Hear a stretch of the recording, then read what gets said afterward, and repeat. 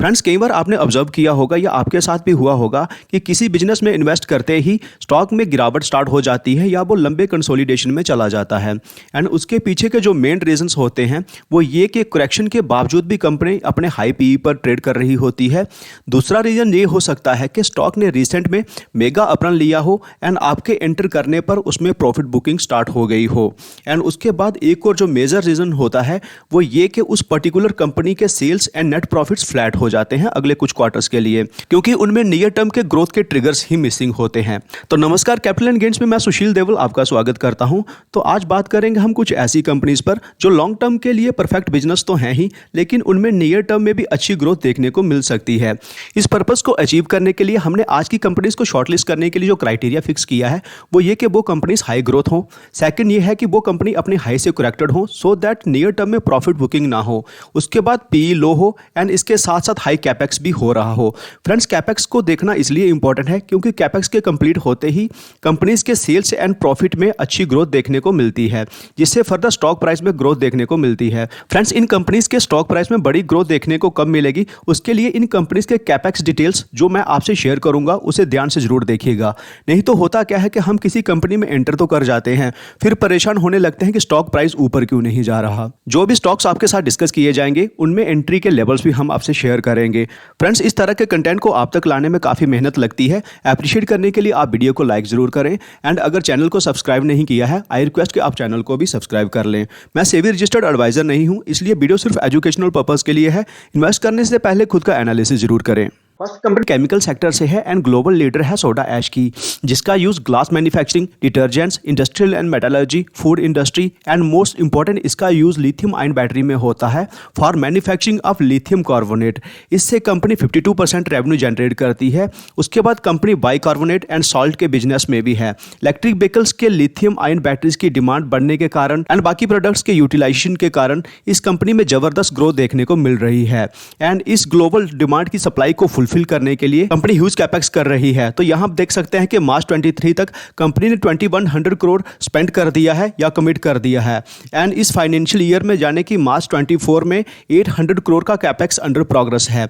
Actually company का जो project है वो 2900 करोड़ का है, जिसे मार्च 24 तक कंप्लीट होना है। इसके बाद कंपनी ने फाइनेंशियल ईयर 24 से फाइनेंशियल ईयर 27 के बीच 2000 करोड़ का कैपेक्स प्लान कर रखा है। फ्रेंड्स, कंपनी अपने कौन से प्रोडक्ट की कितनी कैपेसिटी बढ़ा रही है उसके लिए आप वीडियो को पॉज करके स्टडी कर सकते हैं। कंपनी का नाम है टाटा केमिकल्स। कुछ और ग्रोथ ट्रिगर्स की बात करें तो कंपनी रैलिस इंडिया की पेरेंट कंपनी है और रैलिस इंडिया एग्रोकेमिकल बिजनेस में है।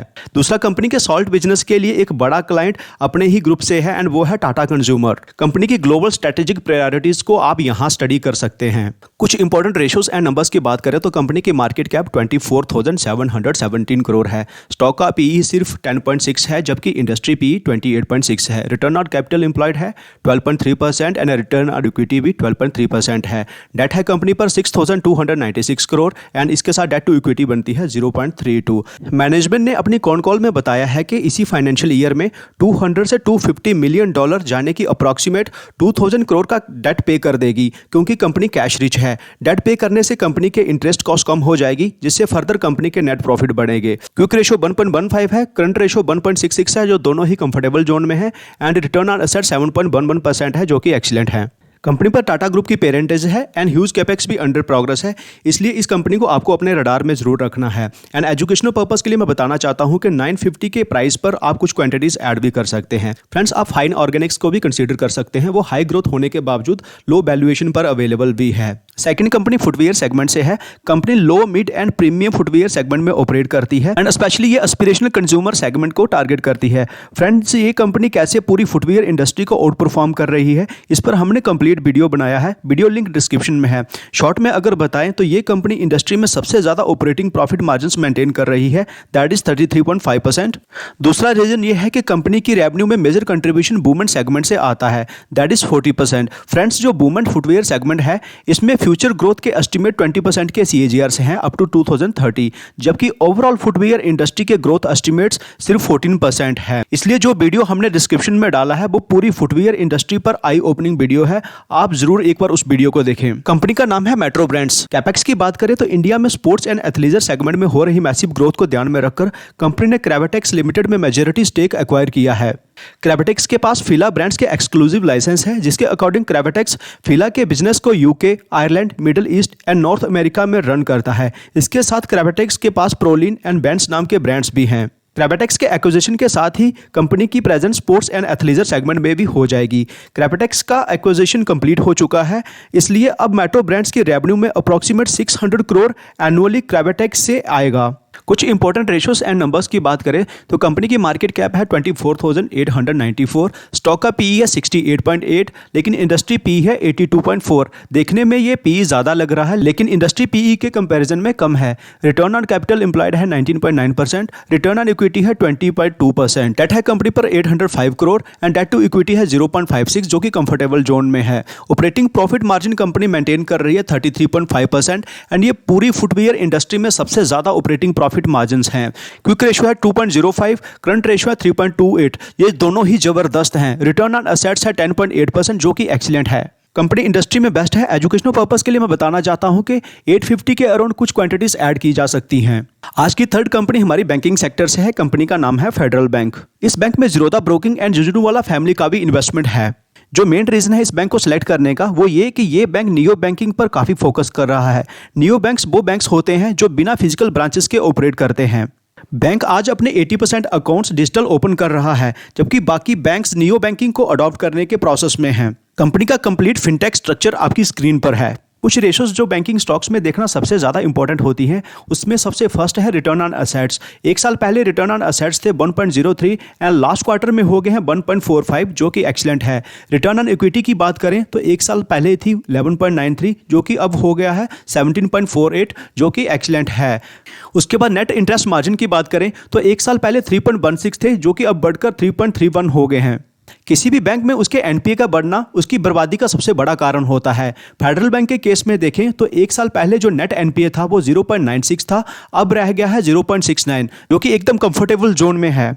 कंपनी के जो major investments, subsidiaries and joint ventures है, उन्हें वीडियो को पॉज कर आप स्टडी कर सकते हैं। कुछ और रेशियोज एंड नंबर्स की बात करें तो मार्केट कैप है 27,264 करोड़ की, स्टॉक का पीई है 8.63 एंड इंडस्ट्री का पीई है 13.5। इंडस्ट्री पीई के कंपैरिजन में अट्रैक्टिव वैल्यूएशन पर है। पीईजी रेशियो है 0.31, जो कि काफ़ी अच्छी है। वन के नीचे की पीईजी रेशियो काफ़ी अच्छी रहती है। बैंक के केस में डेट नहीं देखा जाता है। एजुकेशन पर्पज़ के लिए बताना चाहता हूँ कि 120 के अराउंड आप कुछ क्वांटिटीज ऐड कर सकते हैं। फ्रेंड्स, अभी तक जो कंपनीज हमने डिस्कस की हैं उन सबका पीई लो था इंडस्ट्री एवरेज के कंपैरिजन में, लेकिन अब जो कंपनीज हम डिस्कस करेंगे उनका पीई थोड़ा हायर है, लेकिन वो अपनी इंडस्ट्री में सबसे ज़्यादा ग्रोथ वाली कंपनीज हैं।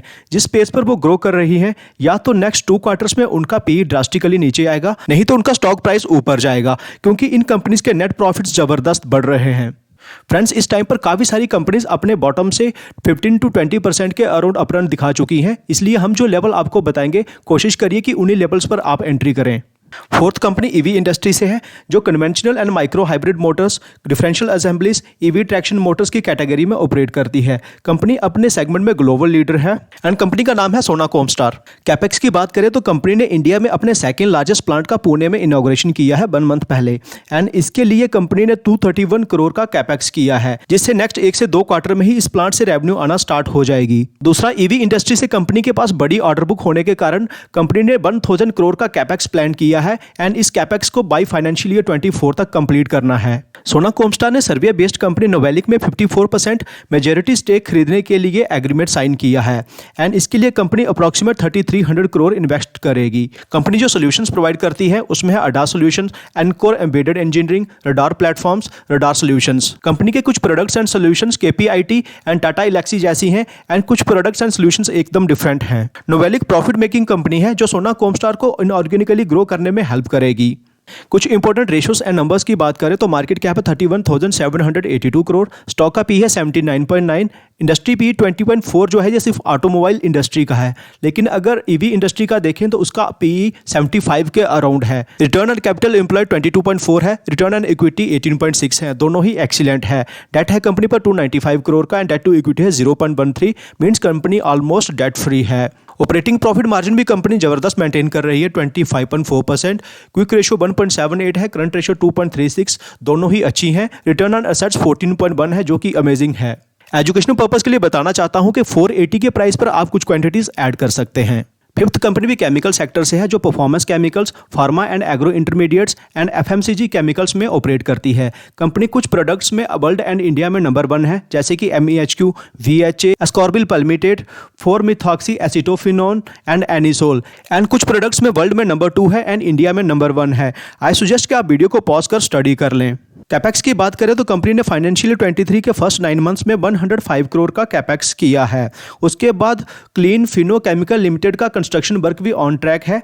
HLS सीरीज जिसका utilization paint industry and waste water treatment में है, इसका मैन्युफैक्चरिंग भी कंपनी ने स्टार्ट कर दिया है। कंपनी ग्रीन केमिस्ट्री पर बेस्ड है एंड एमिशन नॉर्म का भी कोई खतरा नहीं है। कुछ इंपॉर्टेंट रेशियोज एंड नंबर्स की बात करें तो कंपनी की मार्केट कैप है 15,947, स्टॉक का PE है 55.9 एंड इंडस्ट्री PE है 28.6। इंडस्ट्री PE के कंपैरिजन में कंपनी थोड़ा हायर PE पे ट्रेड हो रही है एंड उसके रीजंस हैं, कंपनी का ROC 46.6% है, रिटर्न ऑन इक्विटी 34.9% है, डेट कंपनी पर सिर्फ 79 लाख का है एंड डेट टू इक्विटी बिल्कुल जीरो बनती है। Operating profit margin company maintain कर रही है 41.3%, क्विक रेशियो 3.08 है, करंट रेशियो 3.81 है जो कि अमेजिंग है। रिटर्न ऑन एसेट्स 28.8% है जो कि एग्जाम्पलरी है।